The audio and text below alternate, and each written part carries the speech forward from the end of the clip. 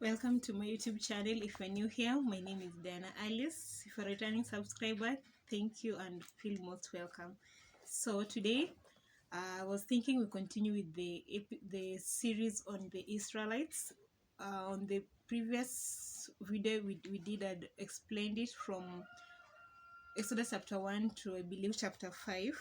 So today I was hoping, or I'll be taking us through from Exodus chapter 6, I believe. Yeah, we had finished, I've just confirmed we had finished chapter 5, but then today we'll begin from chapter 5, but from 22. 22 and 23, and then we get to chapter 6. So today's chapter is God promises deliverance. So as we had read previously, the Israelites had cried out to God when now they felt like they were going through a hard time, and then God heard their cries. He sent Moses to go and rescue his people. So Moses went there, spoke to them and everything, spoke to Pharaoh, but then Pharaoh's heart was hardened even from then.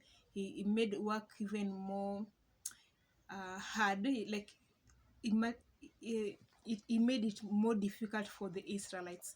So in chapter 6, I'll read it and then I will I will explain as we go. 5:22 says, Moses returned to the Lord and said, O Lord, why have you brought trouble upon these people? Is this why you sent me? Ever since I went to Pharaoh to speak in your name, he has brought trouble upon these people, and you have not rescued your people at all. So at this time that now Moses is going back to God, uh, remember previously God had instructed him, had sent him to Pharaoh, told him to tell Pharaoh to let his people go, which Moses had done. And even in this time when he was doing this, he had given the Israelites hope. Like the Israelites felt that, hey, at last someone heard us, God heard us, and things are going to change. But instead, things worsened. So the people cried to Moses, like they started resenting Moses. So Moses had to go back to God. And that explains why he says the things that he's saying to God. Like, you sent me to do this, but then it's just the situation has worsened. So chapter 6 verse 1, the Lord just speaks to Moses now. He gives him some promises.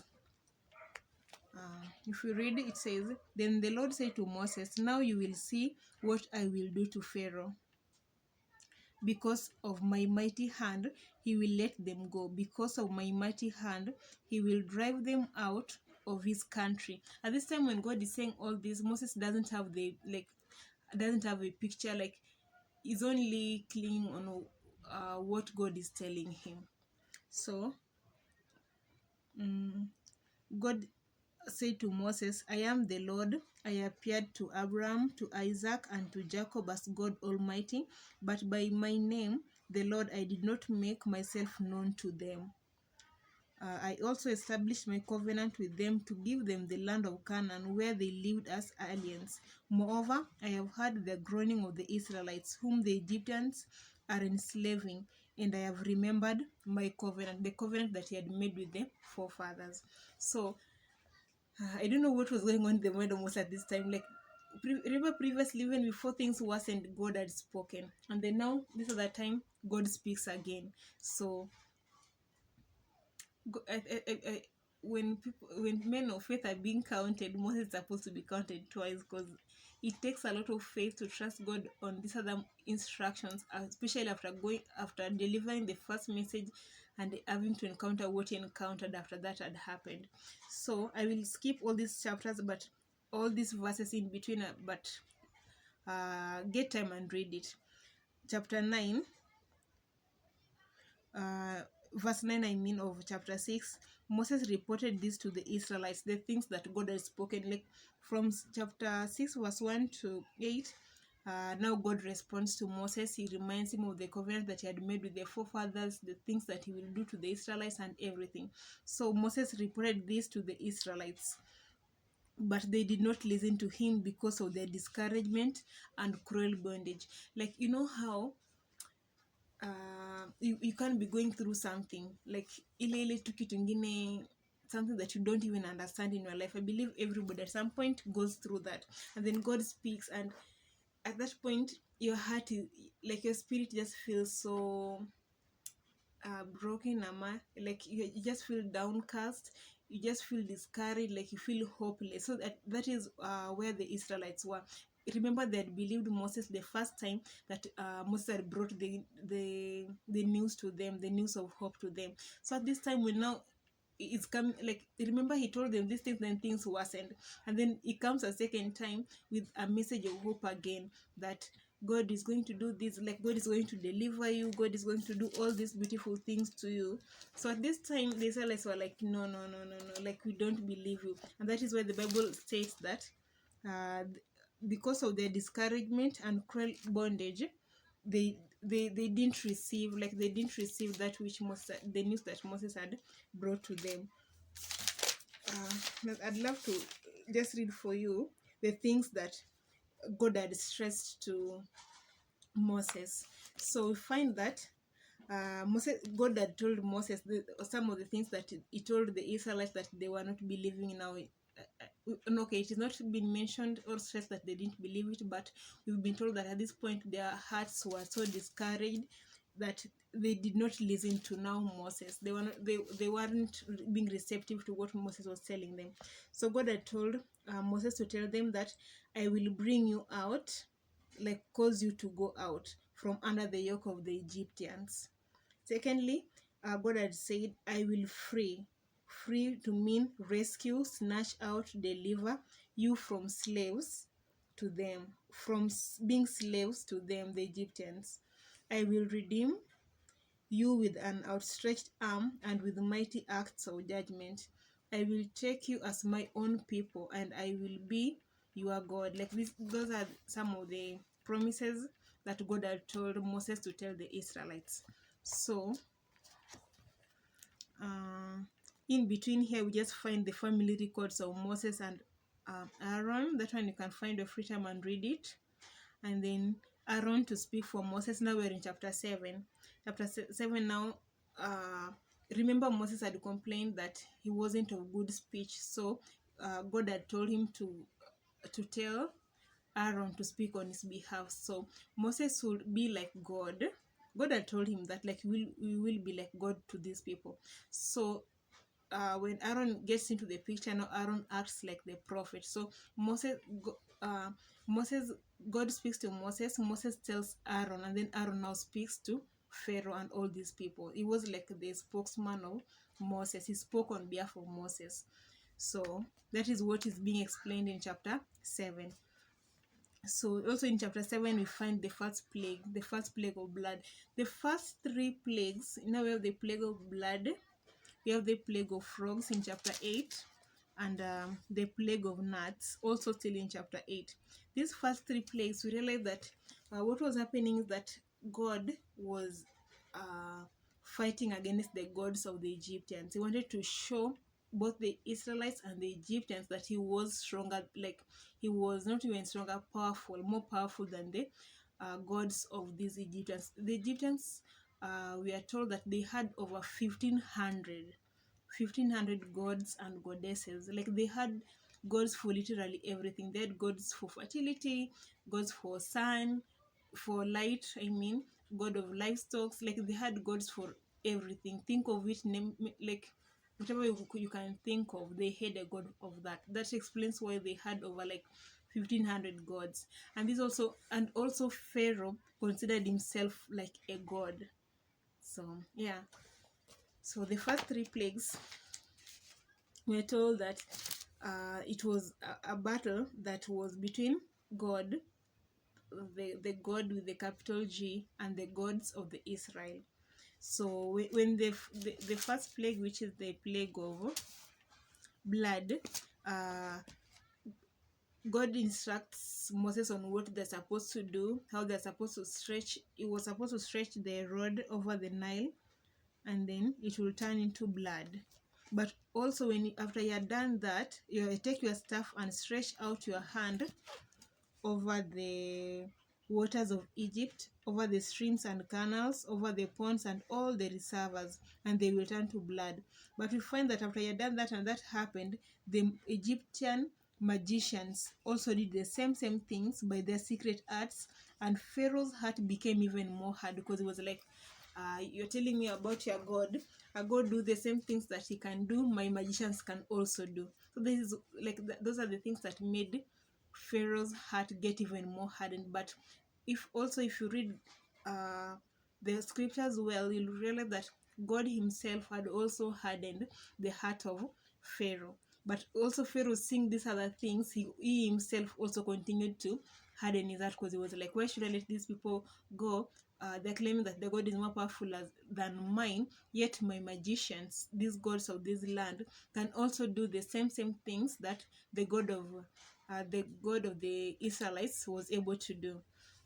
So that takes us to the second plague, the plague of frogs. Aaron stretches out his hand over the waters of Egypt, and frogs come up and cover the land. But the magicians did the same things by their secret arts, and they also made frogs come up on the land of Egypt. So,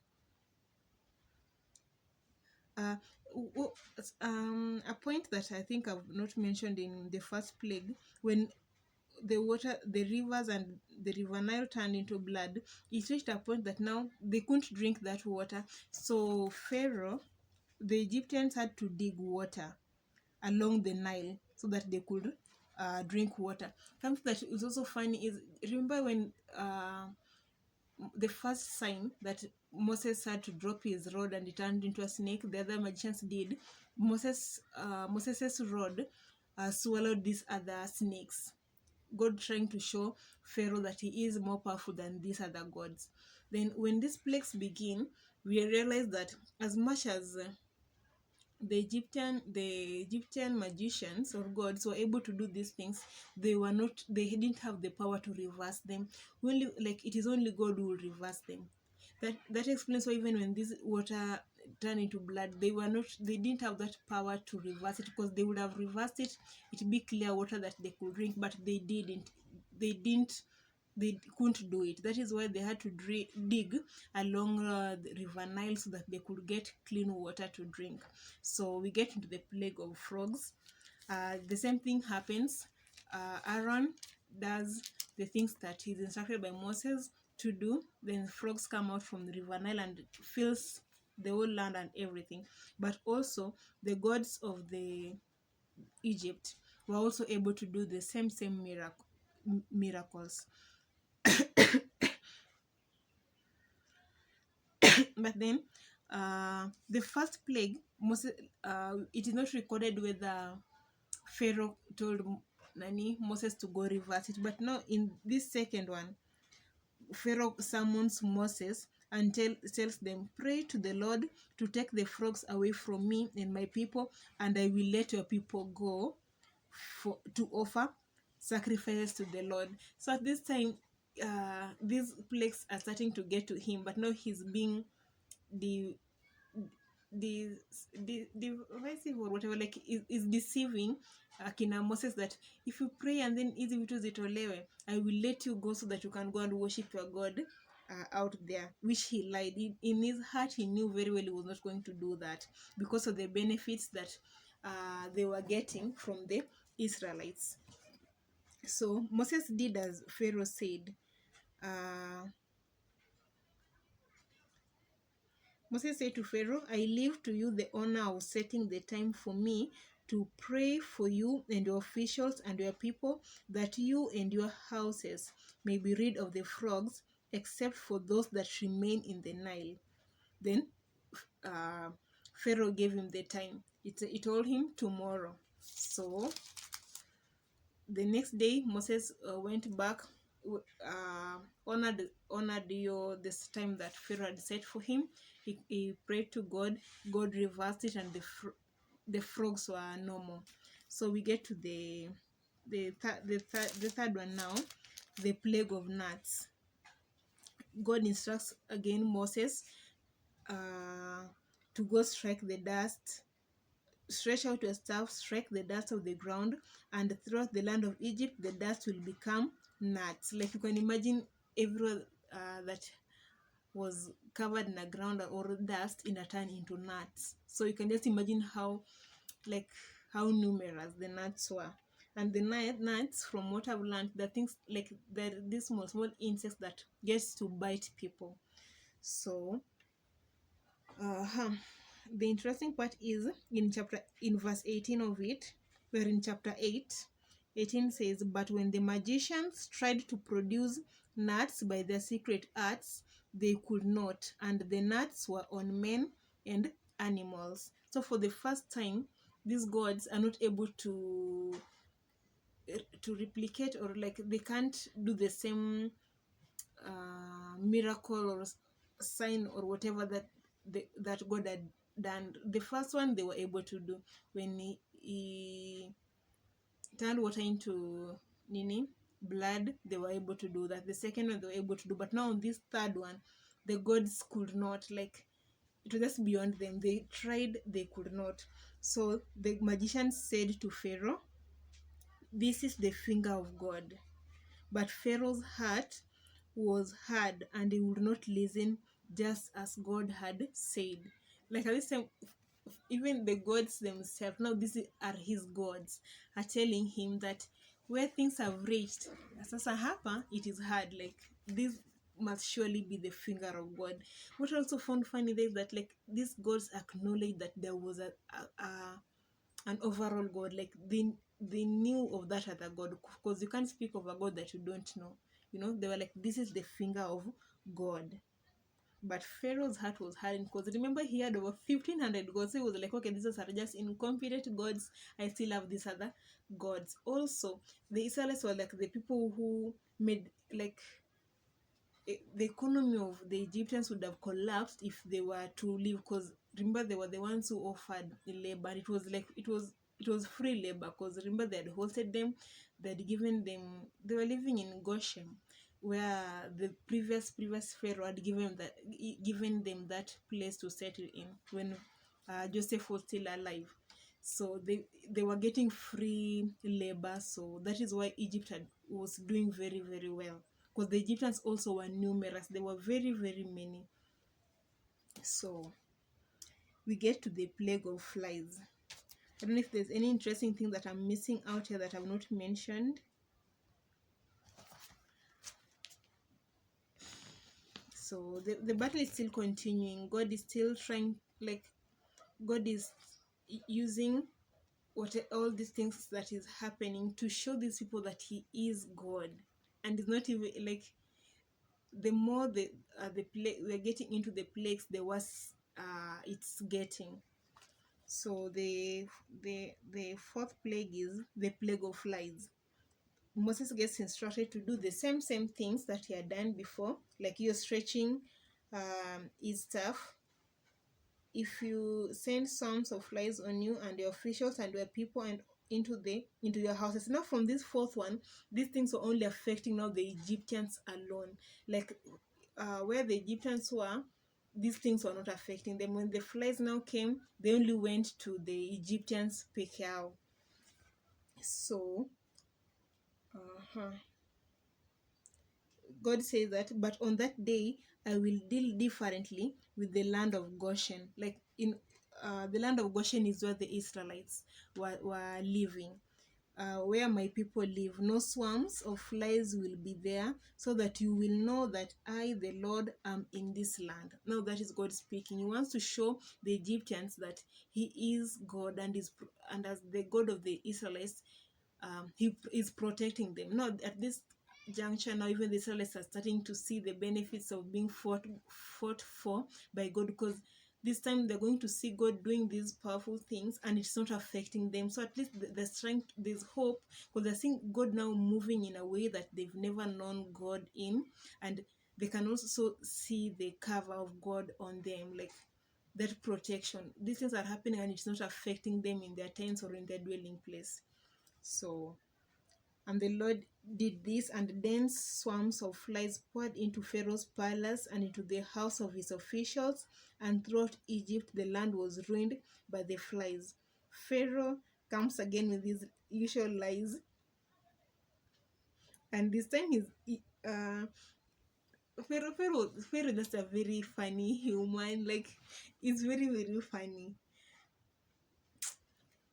As I this here the lie that now Pharaoh comes up with, he says, uh, then Pharaoh summoned Moses and Aaron and said, go sacrifice to your God here in the land. Not even, remember when Moses had come to him the first time, Moses told him that God had instructed him to let his people go so that they would go and offer sacrifices to him outside of the land. But now when these things are being intense, remember now this time is gods are not able to do these miracles, these signs. His magicians are not able to do it at the same time, they cannot reverse it. So when he got overwhelmed with these flies and everything, he called Moses, but he's saying, I will let you go, but offer that sacrifice here in my land. You know, Moses tells him that that would not be right. The sacrifices we offer the Lord our God would be detestable to the Egyptians. And if we offer sacrifices that are detestable in their eyes, will they not stone us? Uh, it goes ahead to say, we must take a 3-day journey into the desert to offer sacrifices to the Lord our God as he commanded us. Pharaoh says, I will let you go to offer sacrifices to the Lord your God in the desert, but you must not go very far. Now pray for me. Like, I think ilikuwa inaamua tu koro yake, just imagining that he's going to let this free labor go aje tu. So he was just trying, like, it's, is even telling them like openly, apart as our feature, like, don't go too far. Like, I will let you go and offer your sacrifices outside, yes, because he realized that this Moses and Aaron were wise, because it was like he was trying to trap them, because he knew very well, like, the gods that were represented by these animals, and the Israelites using the animals to offer sacrifices to God would have been detestable to the Egyptians, you know. So that happens. Moses uh, prayed for him, and God reversed it. But this time also, Pharaoh hardened his heart and would not let the people go still. So we get to chapter 9, the plague of livestock. In this plague, all the livestock of the Egyptians die. The ones in the field, the Lord will bring a terrible plague on your livestock in the field, on your horses and on donkeys and camels, and on your cattle and sheep and goats. But the Lord will make a distinction between the livestock of Israel and that of Egypt, so that no animal belonging to the Israelites will die. Like, in this, the next three plagues, God is like stressing, making it clear that there will be a distinction between uh, the what when he's bringing the plagues, that he will be protecting the Israelites. At the same time, this same plagues that he's protecting the Israelites from will be affecting the Egyptians, which when we read the first three, God didn't make that distinction, so it was happening to both of them. So that happened. Pharaoh sent men to investigate and found that not even one of the animals of the Israelites had died. Yet his heart was unyielding, and he would not let the people go. And now, in this plague, it is not recorded whether he called for Moses now to intercede or to pray to God to stop it. Like, actually, there was nothing to talk there, because the livestock had died. So, but even as that had happened, still Pharaoh's heart, we find that it was hardened. So we get to the plague of boils. Then the Lord said to Moses and Aaron, take handfuls of soot from a furnace and have Moses toss it into the air in the presence of Pharaoh. It will become fine dust over the whole land of Egypt, and festering boils will break out on men and animals throughout the land. They did as God said.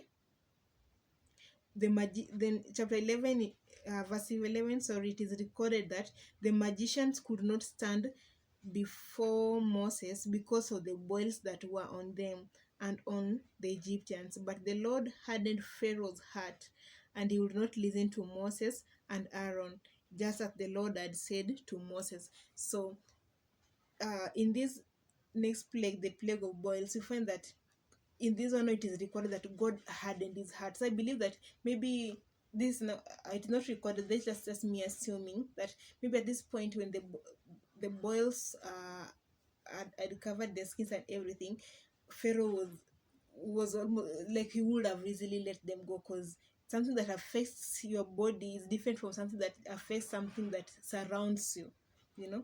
So but in this one, God hardened now his heart, because God was not done, like God, um the purpose of what God was trying to do was had not come to completion. So that is why God had to harden his heart, so that he does things as he had purpose, as he had planned before. So the next plague is the plague of hail, till chapter 9, but we are now in verse 13. uh, God gives Moses instructions on how to do it, and then uh, hail strikes uh, the entire Egypt, everything in the field, both men and animals. It beats down everything growing in the fields. Like it literally attacked everything. Their farm. The other time when the flies, gnats, and everything came, it affected. It didn't affect their farm produce. We are like this one for the plague of the livestock. Like it only affected their livestock. But now this one, the hail, affects literally everything. The animals in the fields, their farm produce, like literally everything out there in the field, it affected. So Pharaoh summons Moses and Aaron again. He says, "This time I have sinned." For the first time, yeah, actually it is for the first time that now Pharaoh acknowledges that he has sinned. So he says, "This time I have sinned." He said to them, "The Lord is in the right and my people are in the wrong." Like Pharaoh is saying for the first time that he has sinned and has realized that God is in the right and him and his people are on the wrong. So pray to the Lord, for we have had enough thunder and hail. I will let you go. You don't have to stay any longer. Now Pharaoh says, Moses replies, "When I have gone out of the city, I will spread out my hands," and like he reverses it. But after things have gone back to normal, Pharaoh's heart gets hardened again, you know. But this time it's not recorded. We are not being told that it is God who had hardened it. So I want to believe that he himself now hardened his own heart, because he wasn't ready to let go. He wasn't ready to let go of the Israelites. We are told in the last verse of chapter 9 that so Pharaoh's heart was hard, and he would not let the Israelites go, just as the Lord had said through Moses. We get to the plague of locusts now. Uh-huh. The plague of locusts, does it? Yeah. The hail, locusts, and darkness. Those are the last, close to the last three. We still have two more plagues to go. Yeah, we have darkness and the death of the Nini, of their firstborns. So, there's something. Let me see if there's something that stood out for me. We were told that, I'll read this one for you from our lesson book. Nat was the Egyptian goddess of the sky and heavens, and was often depicted as controlling what happened under the sky and on the earth. Then the names that I'm reading to you are the names of the gods of the Egyptians. Then we have Osiris. Osiris was the god of crops and fertility. Remember now when we're reading about the hail, locusts, they even affected the plants and the crops that they had planted. So when God attacked those things, it was indirectly attacking the gods of crops and fertility, because the Egyptians had gods for literally everything. So at that time, uh, God was challenging the power of those their gods, because if their gods had power, they would have protected those crops, but clearly they didn't protect the gods of those crops and fertility, like for example Osiris, who didn't protect their crops. So in the Bible, hail is often associated with God's judgment, as you find in different books. During this plague, those who hide their property in a safe shelter will be protected. We find that in Exodus 9:20 and 21. I think that is for the case of the Israelites, because God was protecting the Israelites in all these. Those officials of Pharaoh who feared the word of the Lord. There were officials of Pharaoh who feared actually God after seeing the things that God had, the previous plagues that God had done. We're told that those officials of Pharaoh who feared the word of the Lord hurried to bring their slaves and their livestock inside, because God had told them that anything that would be left outside in the fields would die. Like the hail would destroy them and kill them. So, but those who ignored the word of the Lord left their slaves and livestock in the field. And everything growing in the fields of Egypt, anything that was left outside, the Bible records that hail fell and lightning flashed back and forth. It was the worst storm all the land of Egypt since it had become a nation that had happened. Throughout Egypt, hail struck everything in the fields, both men and animals. Uh, the only place it did not hail was the land of Goshen, where the Israelites were, and also these officials that are being told of Pharaoh who respected the word of God. Also, their servants and animals were spared because they took the word of God seriously and they hid them, so they were safe from that. So God announces that his purpose in letting Pharaoh live is for the whole earth to know him, as we find in the book of Exodus chapter 9, verse 16. And it says, "But I have raised you up for this very purpose, that I might show you my power, and that my name might be proclaimed in all the earth. You still set yourself against my people and will not let them go." Like we're being told that, like the Bible records that all these things God did so that he will show his power to in all the earth. So the Egyptians had a god of storm, war, disorder, was called Seth. Together with Isis, they were considered agriculture deities. They had a lot of deities. Deities is another name for like God. Yeah, another name of God. They had another god called Shu, Shu, Shu. Shu was a god of the atmosphere. They had another god, Serapis, personified divine majesty, fertility, healing, and afterlife. Not one of the Egyptian god could stop God's judgments, because idols are nothing, as we find in the book of Isaiah chapter 44, verse 9 and 10. Pharaoh's servants urged him to let Israel go, but he refused again because his heart got hardened. We're told that yet, no matter the battering that his nation took, Pharaoh was determined to fight back and not to relent.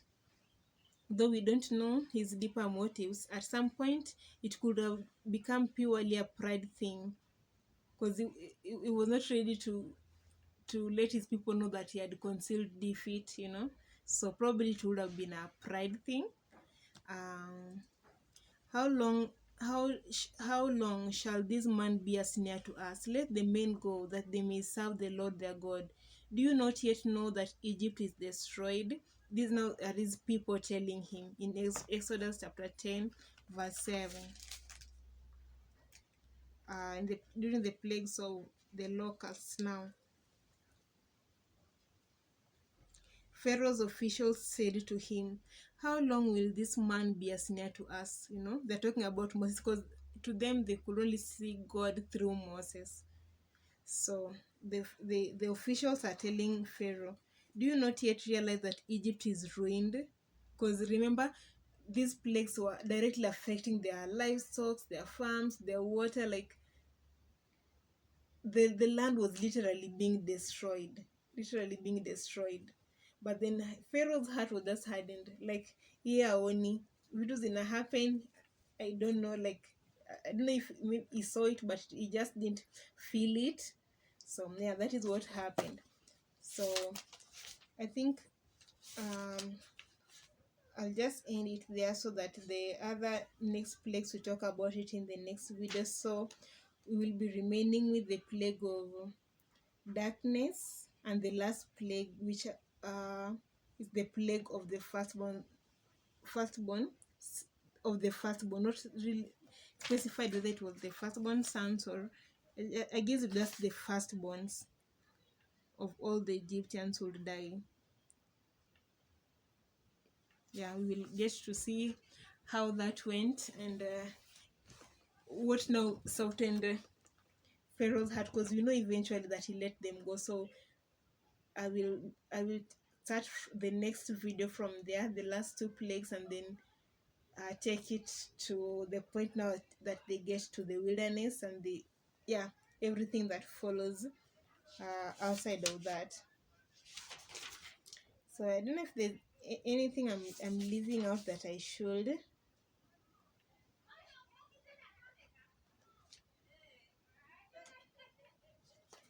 Let me see. It is interesting to note that the Lord specifically invited Pharaoh 7 times to let my people go. Like 7 times, God invites him, like, let my people go, or this and this will happen to you. And once used a negative conditional phrase, if you do not let my people go, I will send this and this to your land. As we find in the book of Exodus 8:21 during those plagues too. But in the end, Pharaoh still refused to let the people go to worship the God, their Lord. He even asked Moses to pray to end specific plagues that they were going through, and to even pray for him. Only after the 10th plague, now did he summon Moses and Aaron and commanded them. And he called for Moses and Aaron by night and said, rise up, get you forth from among my people, both you and the children of Israel, and go serve the Lord as you have said. Also take your flocks and your herds as you have said, and be gone. Bless me also. That is recorded in Exodus 12:31-32. And I think that will be more interesting tukifika that chapter, because for today I think we've just read to chapter 9. So we'll take it from chapter 9 the next time. So maybe we just draw some of the lessons that we can take from today's readings. So for me, what some of the lessons that I've taken is that sometimes, like, no, this is me relating it to our day to day, like how we can apply that or see it today. So sometimes God can allow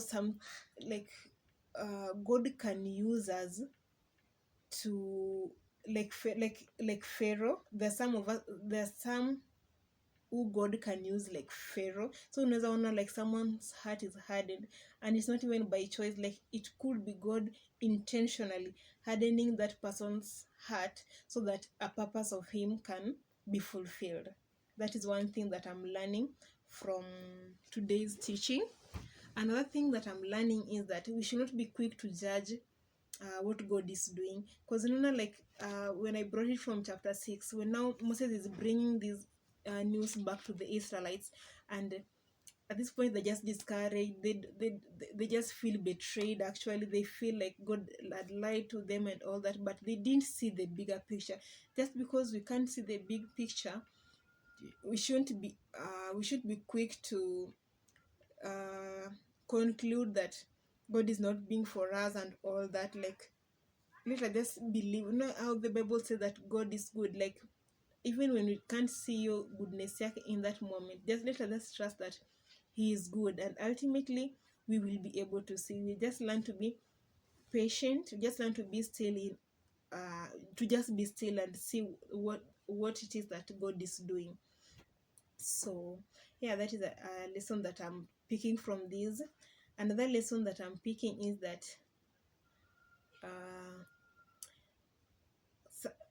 it's not over until God says it's over. Because like even the moments that now Pharaoh wanted to, like, no, ile yenye he was willing to let them go kabisa, God still hardened his heart so that the Israelites wouldn't have to doubt the power of the God that they were serving, because as we will see in the wilderness, their faith will still be tested, and if they're not, and mark you, their faith is being tested after they'd seen all these plagues, the signs and wonders that God had done for them in the land of the Egypt while he was fighting the gods of the Egyptians, but they will still forget that. So imagine if you wouldn't have done it all, you know. So God allows us to go through some things to build our faith, as he prepares us for the next phase yeah, so that even when we have crossed over, we'll be able to look back and remember how he had worked with us in the past, to so that even when we are in a trying moment, we can still believe that if you if the same God who had passed who had helped us during that time, he will still be able to help us even presently in now. So yeah, is there another lesson I'm leaving out? If you have some, if you've also done a lesson that maybe I will not have mentioned, kindly put in the comments so that we can all learn and grow together. So I think that those are some of the key lessons that I'm picking from the story of the Israelites there, your party, the plagues. And then yeah, I've seen God's protection, like how he allows these terrible plagues to happen to the Egyptians, but during that time he secures his people, like he protects the Israelites. He doesn't allow these plagues to affect the Israelites, you know. So I see him being a shelter. I see him being a shelter to his children. So yeah, that is something that I hope I'm not just saying it, but I can be able to remember it when I'm going through something, or not even when I'm just every time too. I remember that God is a refuge to his children. It is actually written in the Bible that he is a refuge to us, those who run to him. So yeah, he is our refuge, our shelter. Like the many, especially in the book of Psalms, there are many verses that reaffirms on that, God being a shelter to his to the righteous, or to his children. So yeah, that is also a key lesson that I'm getting to draw from there. Then another lesson that I may leave out. I think if I remember any, I'll try and put it in the comment section also, or in the no comment section, because the description box, I don't think people usually read even those places. I may be wrong to conclude that, but yeah, I think those are the key lessons that I'm drawing from there.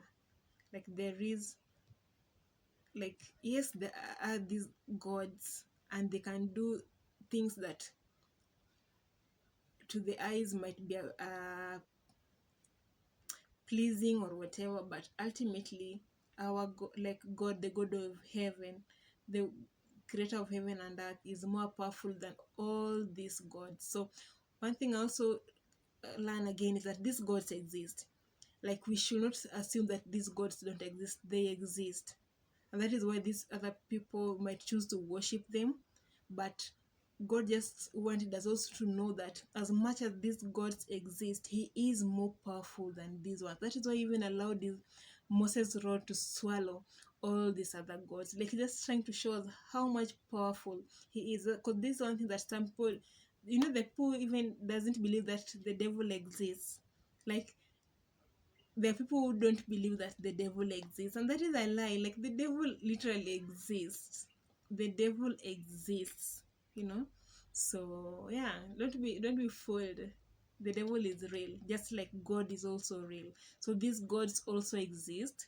There are people who still believe that they exist until now, but then that is what God had wanted to show, not the story of the Israelites. But also love that ultimately the promises that he had spoken, even when the Israelites were not in a position or in a space where they were able to receive those promises at heart, he still did it by the end of the day. Because especially when you're going through a hard time, it is very difficult to receive the joy of the Lord, like hizo blessings za Mungu. You always, most of the time, just feel like there's a way to your heart.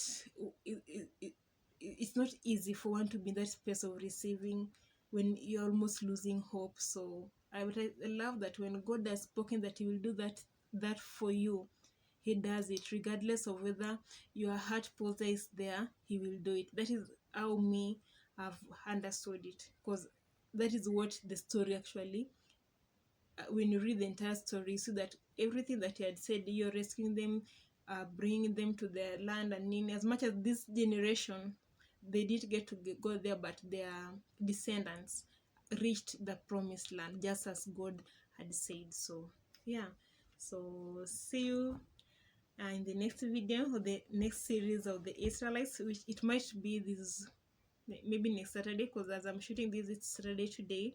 If I don't do it the next Saturday, then I'll do it the other one, or in the course of the week. So yeah, so thank you for watching till this point. I hope you've learned a thing or two. Yes, get to share with me also what you feel I need to learn, also an insight that maybe you've seen that I haven't seen, so that we get to grow together. If there's someone also you'd want them to also get to learn this story and get in-depth understanding, feel free to share the video with them. So bye bye, and see you in the next video.